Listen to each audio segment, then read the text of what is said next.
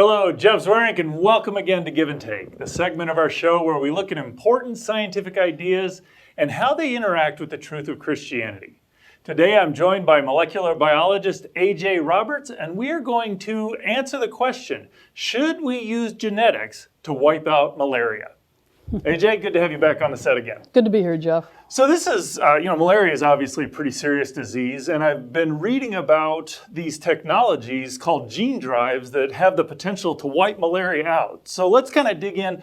What is a gene drive? Help us understand what the technology is about. So a gene drive is a way of manipulating the genetics of an animal or a crop in such a way that you're getting a positive selection, a preferred selection for a gene of interest. If you wait on Mendelian genetics to take place, you can't actually saturate a population with a particular gene sequence in a very rapid fashion. But you can you kind of have to have multiple generations for it to spread out and populate. This does it more rapidly somehow. It does it much more rapidly because you're actually introducing machinery that will copy that gene not just into the place that you've introduced it, but into each place that that gene should appear in every chromosome of every offspring. And so if the gene drive's working well, you actually have the mechanisms there for cutting, copying, and pasting and repairing the other copy that didn't get a copy of the gene that you wanted to actually duplicate the gene that you did. So you have, we've talked before about this CRISPR-Cas9, which allows you to go in and edit genes. Is this just that, or is it something beyond that? It is that, but it's that with very clever design as to how you introduce it into the germline. So you don't just use that technology to introduce the change into the germline. You introduce into the germline a copy of the technology itself so that the endonuclease is actually there and can actually cleave the other copy in a paired chromosome. So it's going to make sure that both chromosomes have it in the offspring. That's right. As long as the cutting's efficient and the repair mechanism is a homologous repair as opposed to just an in-joining repair, then yes, you'll get copies in both. And then that way it gets passed on to all progeny. And even if just one copy gets passed on to the progeny, the machinery works the same in the progeny, actually making another copy and repairing it in the progeny as well, the offspring. So it seems like a pretty robust process. Have we actually made these things that have worked? We have, in the lab. In the lab? Absolutely. So they've done it in mice, and they've done it in mosquitoes and flies and several different organisms. So when we're talking about, malaria affects a lot of people, kills a lot of people throughout the world each year. I'm not sure what the number is, but I know it's millions or better, I would hundreds imagine. Of thousands every year. Okay. Yes. So this, so the article I was looking at has the technology where we could develop it to actually wipe out the particular mosquito that carries the malaria, correct? Right. So there are different ways you can apply the technology. You could try and introduce something into a mosquito that would actually spread through the mosquito population that would make the mosquito immune or resistant to malaria or unable to transmit the malaria even if it had it. Or you could actually do what's called like a population crash, where you're actually introducing infertility into the mosquitoes themselves, preventing the female mosquitoes from biting, and actually crash the population where you actually wipe out an entire species of mosquitoes. So this is wiping out malaria by wiping out mosquitoes? That's one approach, yes. Do we get rid of all mosquitoes? There's part of that would be very pleasant because I grew up where you had a lot of mosquitoes. Right. Is that what we're talking about? We're not talking about getting rid of all mosquitoes. There are over 3,500 different species of mosquitoes. Only about 200 harass humans and animals.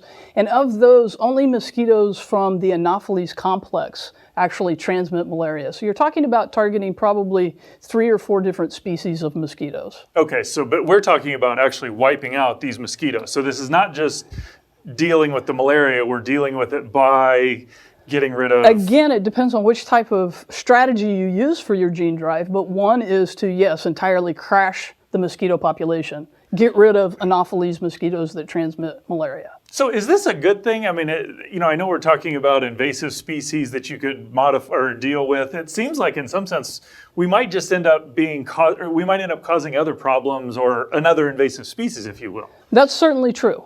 We don't always have perfect vision when we start to tackle problems like this. So if you wipe out Anopheles in sub-Saharan Africa, will something else drastic happen or take its place that's even worse than Anopheles? Probably not, in light of how many people are dying, even within a couple of minutes, how many people will die from malaria. So it seems like there's two other questions I'd like to ask. One is, if we develop these gene drives, do we have the capacity to control them? And the follow-up I'm going to have to that is, how do we think about this as a Christian? How do we use this technology that can maybe utilize the benefits, but avoids the negative consequences that seem to almost be inevitable with them? So it really depends, I think, on what species you're targeting and what type of gene drive you're using. So the one with the mosquitoes has a real potential to actually wipe out the mosquito population in a very short, relatively short amount of time, because you can get through 2 generations of a mosquito within a month. And within 7 to 11 generations, you could probably wipe out the mosquito population. And so, yes, but we have ways of controlling it. We can actually go in and reverse engineer the gene drives, and gene drives that move more slowly through a population because they don't reproduce so rapidly, or it takes longer to get to an age of sexual reproduction. You can easily detect a gene drive in an organism if you look for it. And so that's true whether it's a crop or a mosquito or a mouse or whatever. And so you can monitor for these things. We can certainly give as much thought as we can to potential outcomes and go slowly. And I think that's important. Well, so that kind of leads into my final question. How, particularly as Christians, but how should we think about these? Because you could have one reaction of, oh, these are awful, let's not do them, or full speed ahead, who cares what the consequences? It seems like there's got to be somewhere between those two extremes to look at this.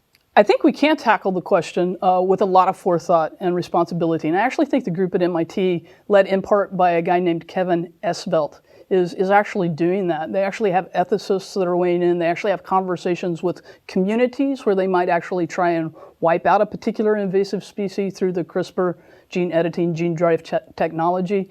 And so go slowly, think about all of the possible scenarios that we can think of, talk to it, talk to people about it who might be affected by it, hear their questions and concerns, and as you hear their questions and concerns, you think of possibly even more scenarios that you need to run through. And so, yes, I think we can do it very cautiously, as long as we're not rushing in. I don't think anybody's really going to rush in. It can be very expensive to even set it up through CRISPR technology, and nobody wants to go in and set something up that utterly fails and shuts down the research for everybody in every field. That's fair. Well, thanks, AJ. I appreciate your comments. Thanks, Jeff. You know, we do live in a world that there are problems that we can solve with technology, and we kind of do have two extremes. We can either just eschew the technology or say it's bad, or we can go without thinking. But as a Christian, we really do have a great worldview that allows us to use the gifts that God has put before us in a way that's wise and advances His kingdom.